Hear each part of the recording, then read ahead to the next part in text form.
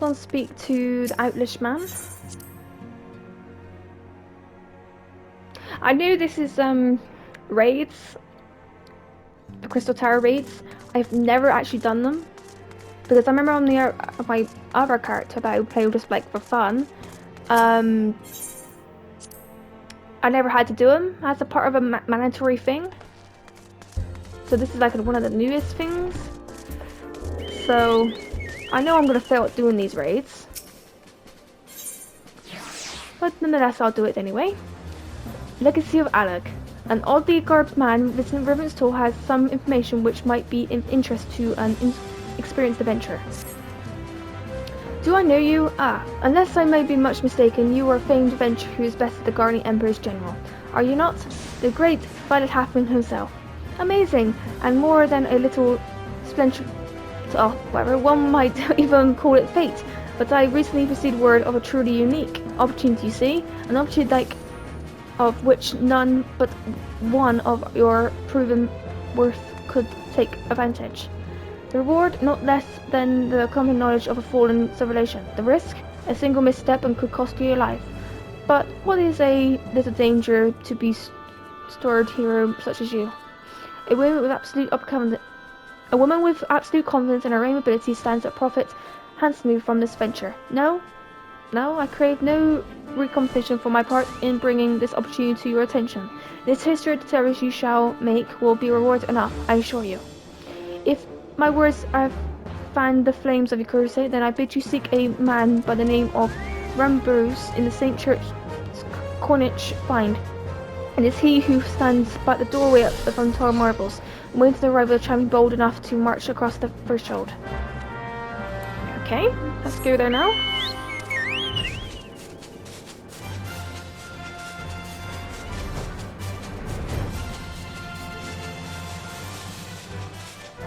Yeah, like I was saying, I'm not 100% on what I'm supposed to do in these raids, but I will do them nonetheless. Even if I make some mistakes, I will still, it's something new, might as well take a part in it. Because I know this kind of implies with the story.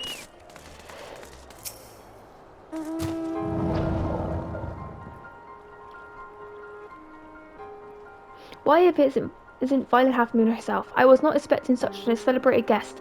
To what do I owe the honour of your visit? You were directed here, you say, by a man clad in foreign garb?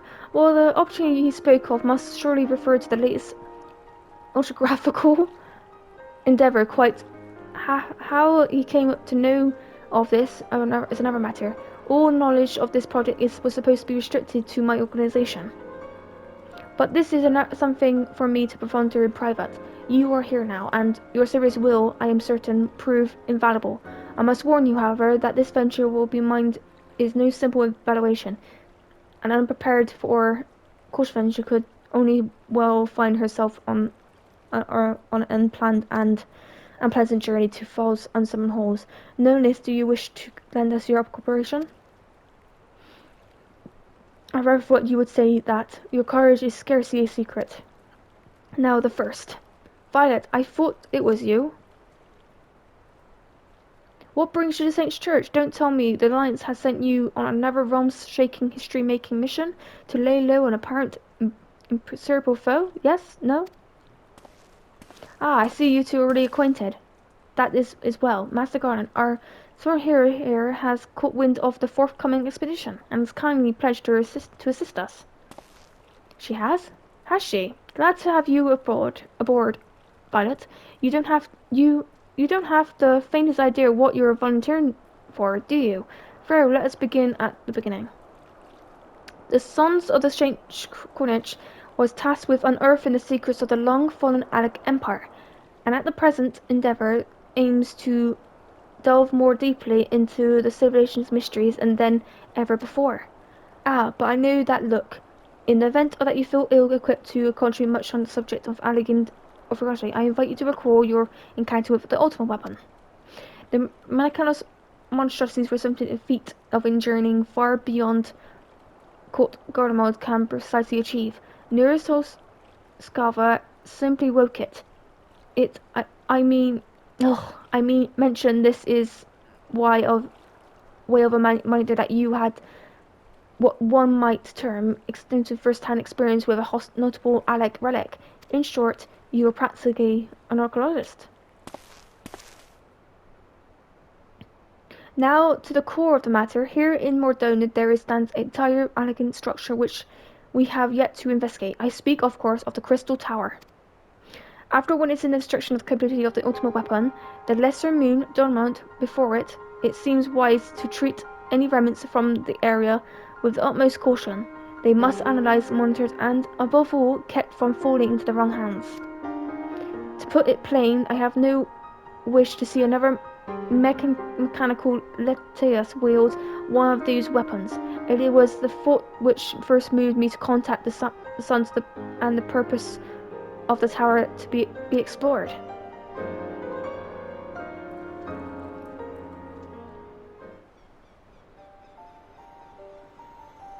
For several millennia, the Crystal Tower remained hidden, buried deep underground, but like so many other things that were better left undisturbed, the structure was freed from the stony prison by the great upheaval which accompanied the coming of the Seventh Emperor. It now stands revealed in all its splendors, a gleaming spear of crystal, pointed at the bosom of the heavens.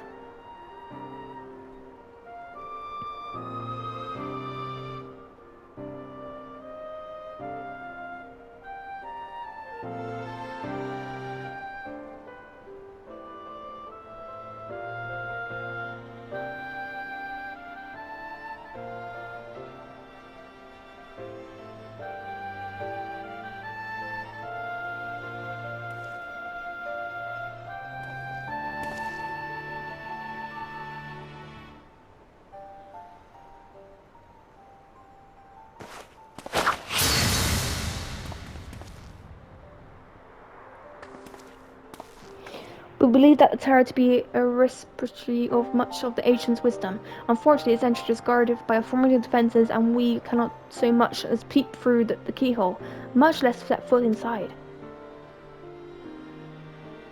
These defences take the form of statues, carved into likeness of giant swordsmen, the 8 sentinels, and the sons of are wont to call them. It is the first barrier we must overcome.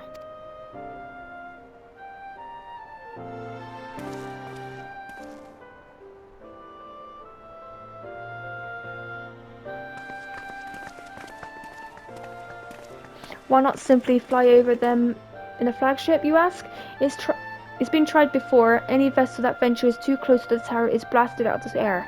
We either destroy those statues, or the front door is forever beyond our reach.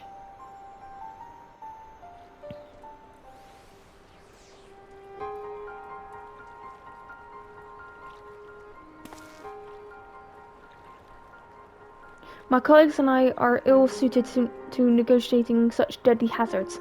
Thus, if we are to gain access to the tower's secrets, we must needs employ the services of an experienced adventurer. It will be difficult and dangerous, Violet, but I think no finer woman for the task. If I didn't know any better, I would say you had a taste for these deadly brigades. I look forward to working with you again. There is much more to be done before we can begin the expedition proper. Take some time to prepare yourself, and I shall explain the challenges that lie ahead.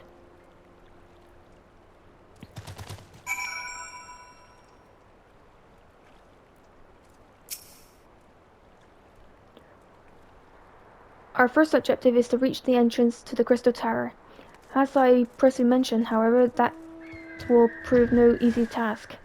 The entry is guarded by powerful defensive mechanisms, such as utilizing one of the 4 elements of fire, water, wind, and earth. Anyone attempting to simply stroll past these unsleepy sentinels invites swift obliteration. Based on Master Garner's analysis, however, we are reasonably certain that the attacks of these lethal contraptions can be reflected using the crystals of the corresponding elements.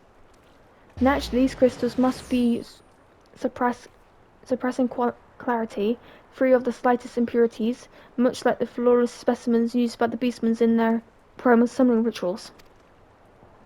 Mayhap I should have said exactly like. The dispensers they use, were there any other way, we could not ask this of you. But we need someone to enter the beast tribe strongholds and liberate their perfect crystals. For the moment, I will have you focus on obtaining 2 of the 4 crystals we require. Pray make for Lanosha, where 4 spawning grounds and Yurgon mines are located. You be certain that the materials used in the basement's sacred rituals will be well defended, whether you choose to venture there alone or with companions. I shall leave to the discretion, but whatever you do, please do be careful. Okay. So where do we need to go?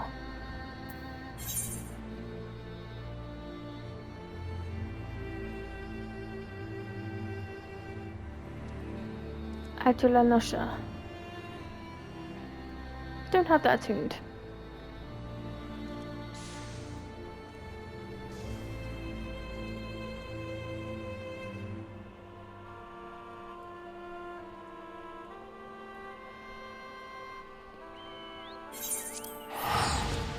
So we'll just go for this way.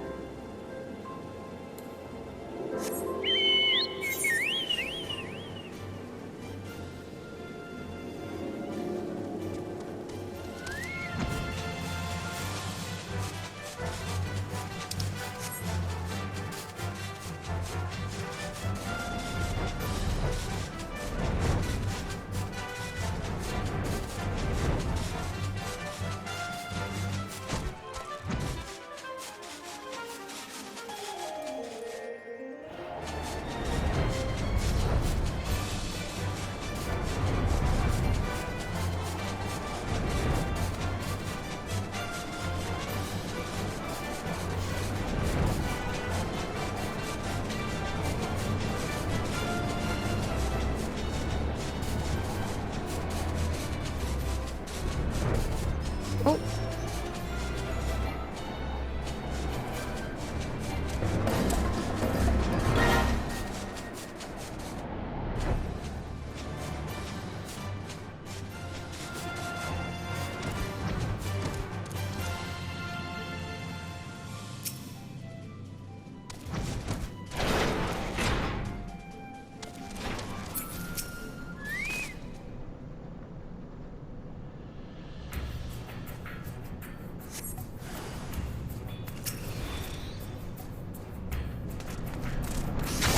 Take this down.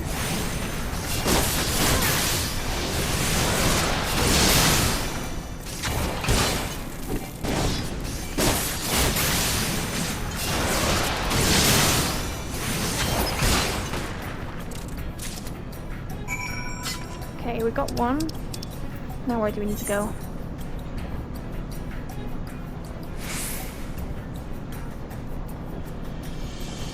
Airport.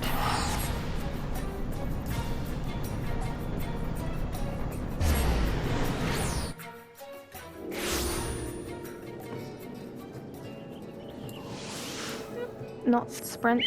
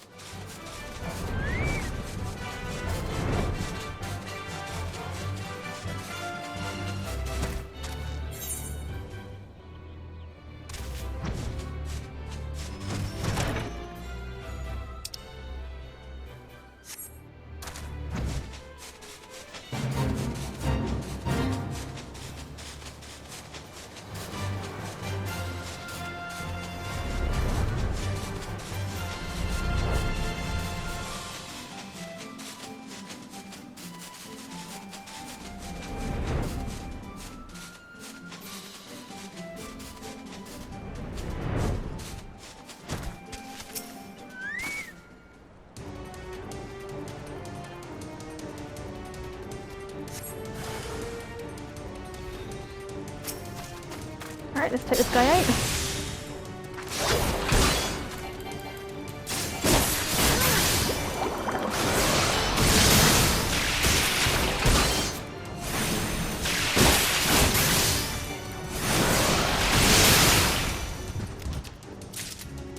Okay, back to Mordona.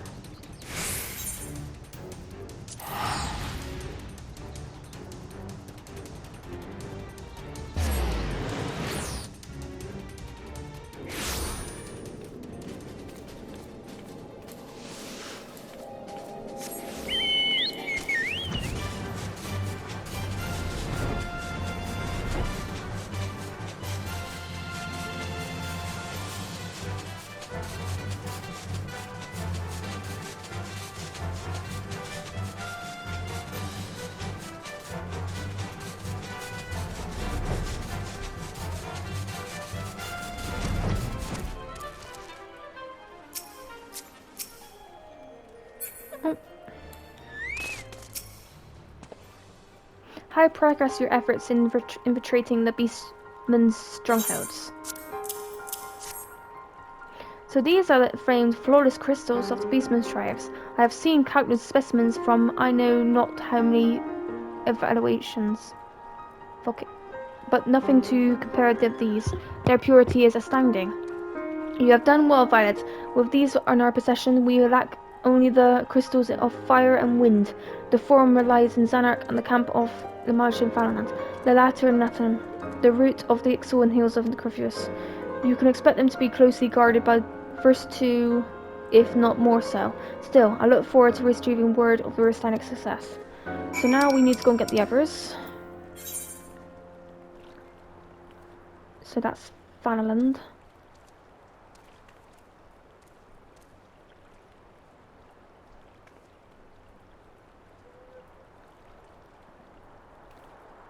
Forgotten Springs.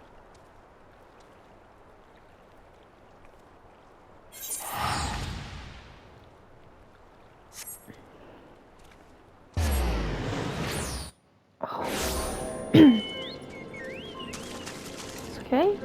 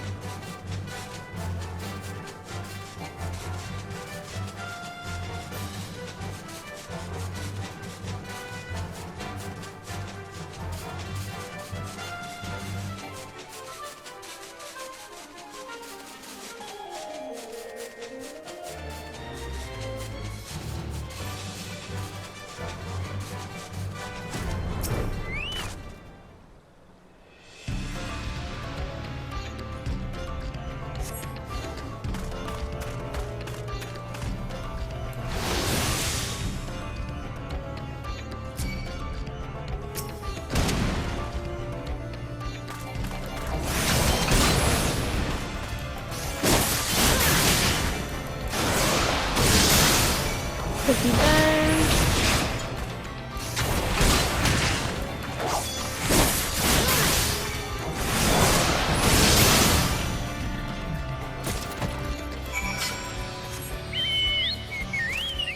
Alright. Where do we need to go now?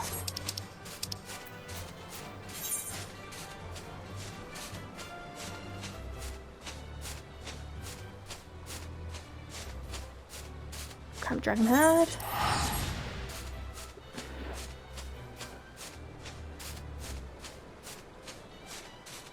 Oh, I can't teleport because I'm flying.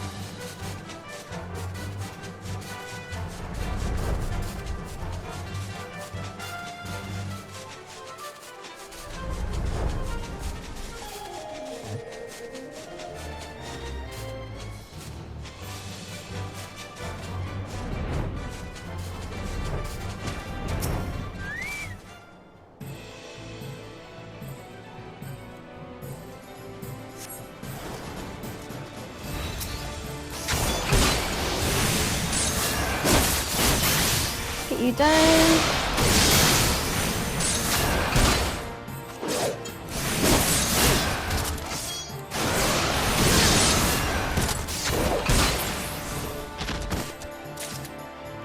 Go back to Mordona.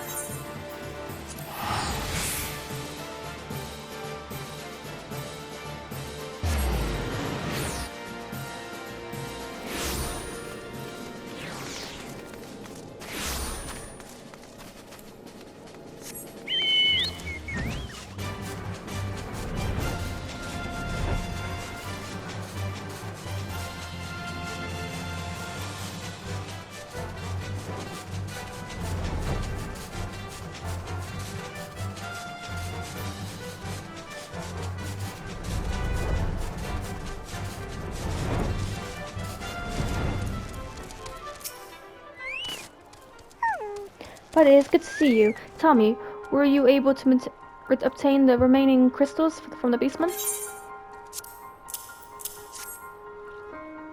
Wonderful. Within our full crystal in hand, we are now ready to proceed to the next stage of our preparations.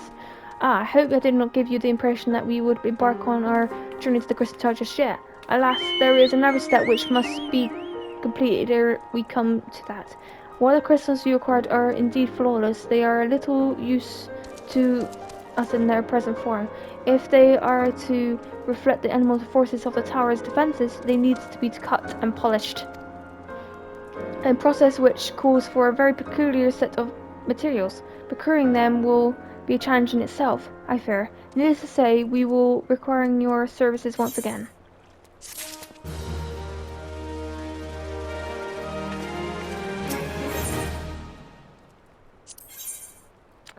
Sanding it down. MBgamerz wishes to proceed with the shaping of the flawless crystals.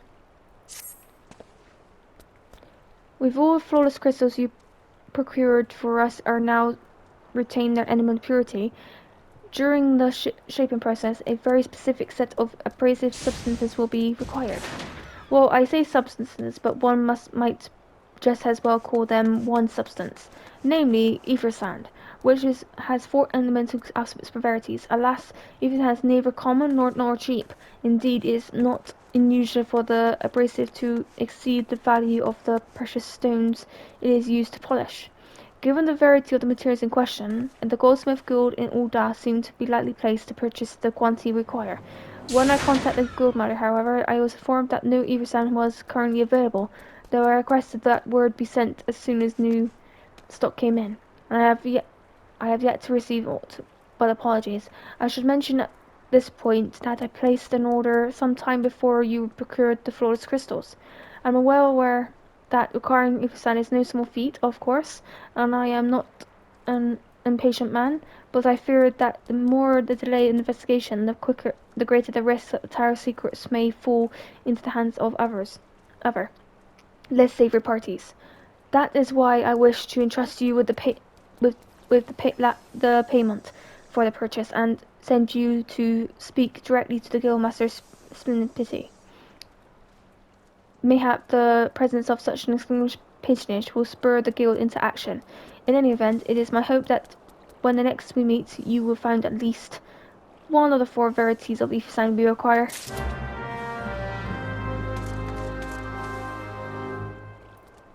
So this is an Ul'dah, I believe.